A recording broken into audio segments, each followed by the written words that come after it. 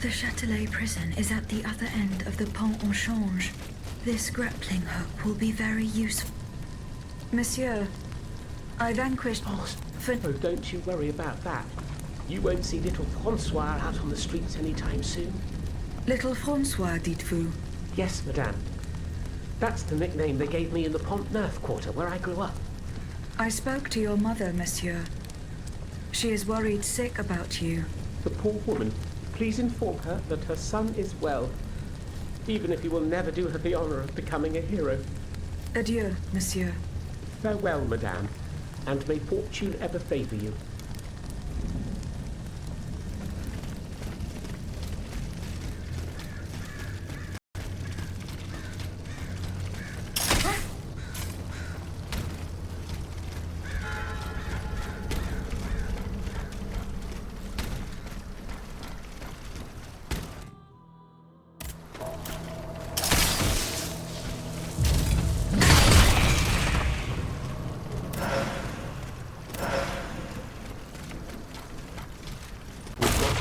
Here quickly. We're in grave danger. These machines have neither heart nor mind. No mercy can be expected from them. And where do you hope to find refuge, mon cher voisin? The enemy is everywhere, and they take no prisoners.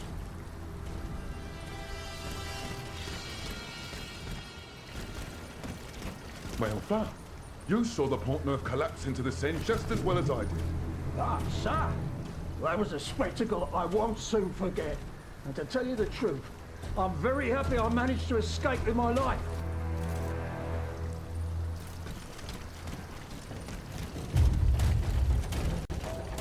Vous ne comprenez pas.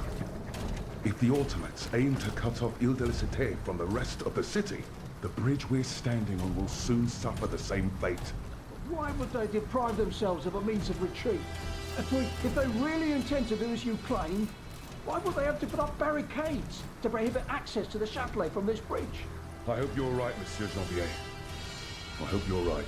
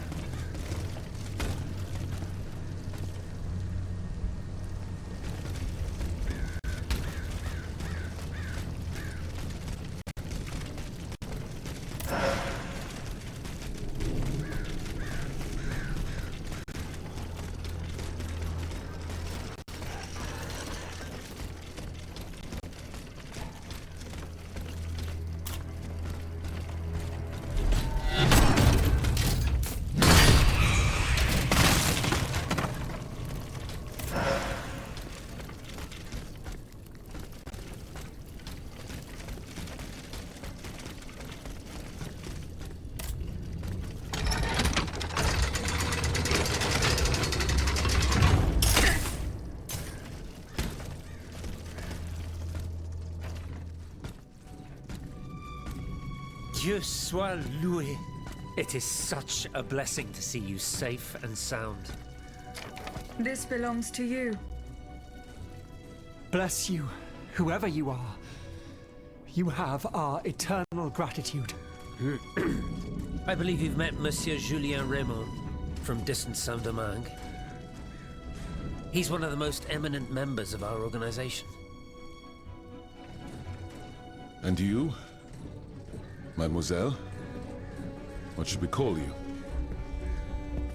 My name is Aegis. Ah, yes. The Aegis. The mighty shield and scourge of Zeus. I wonder... Earlier, by the Pont Neuf, when you touched Monseigneur's ring, can you explain what happened? The ring called to me. It compelled me to reach out and take it. Come now. The moment I touched it, I was transported. Somewhere else. It was the same strange world that you were in, Monseigneur. Hell, you mean? Or purgatory? I saw things there. I saw Monseigneur giving a sermon. What wickedness is this? This explains the moment when you froze. And this isn't the only time you've experienced something like this, n'est-ce pas? That is correct. It also happened with two objects I found in Place Dauphine. And what happened there? That is where I found your Bible and your cross, Monseigneur. How did you know they belonged to me? They demanded to be returned to you. You did not regain consciousness until I did so. This is madness. Let us not be so quick to judge, Monseigneur. I witnessed the moment when your cross was taken from you. Then I saw you being locked in that box. Et bien voilà. It is just as I suspected. Here, Aegis, look at this. Over the course of my research, I unearthed this ancient document. I believe I have finally uncovered its meaning. It's a triangle with an identical inscription at each corner. Nemi, memory in ancient Greek. Then, in the center, there is an open eye which symbolizes awakening. Do you understand? The images you saw, Aegis, were Monseigneur de la Far's own memories. 3 echoes of the past tied to personal objects of his. 3 Nemes, memories which some dark alchemy had taken from him. Without them, his mind would have remained lost, incomplete. He would never have regained consciousness. But by returning these 3 objects to him, Aegis, you were able to save his immortal soul. Tell me, Aegis, when you were at the clerk's office at the Châtelet, did you perhaps see a leather wallet near the abbot's documents? No, Monseigneur. Ah, that is unfortunate. Most unfortunate.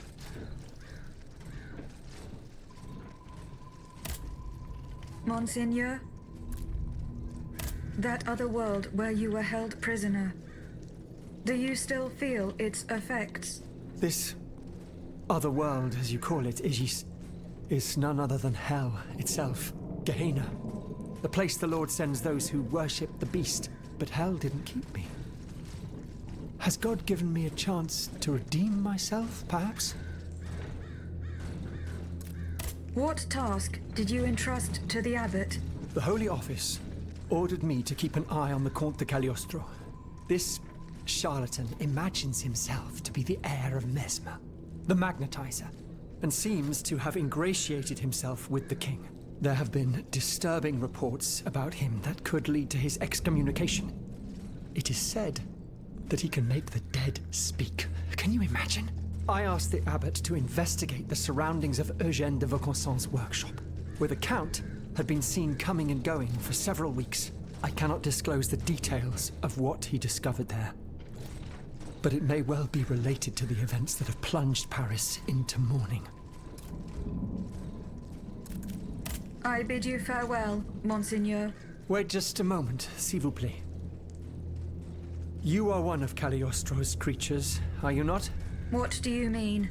When did you awaken? I do not understand, Monseigneur. Well, that is to say, you talk, you think, you seem to act with some sort of free will. This was not always the case, that much is clear. You must agree that not all automates are as sophisticated as yourself. I'm attempting to unravel the mystery of your true nature. Tell me, what are your very first memories? That is a question I am unable to answer. How strange. In that case, you must surely be able to tell me who taught you what you know. What I know, Monseigneur? How can I put it in a way that you'll understand? For example, you call me Monseigneur. How do you know that this is how one addresses a member of the clergy of my rank? I cannot explain it. I believe... Go on, Aegis. I believe that this knowledge is not mine. Well, I never. Did you hear that, Abbot? I caught every word, mon ami.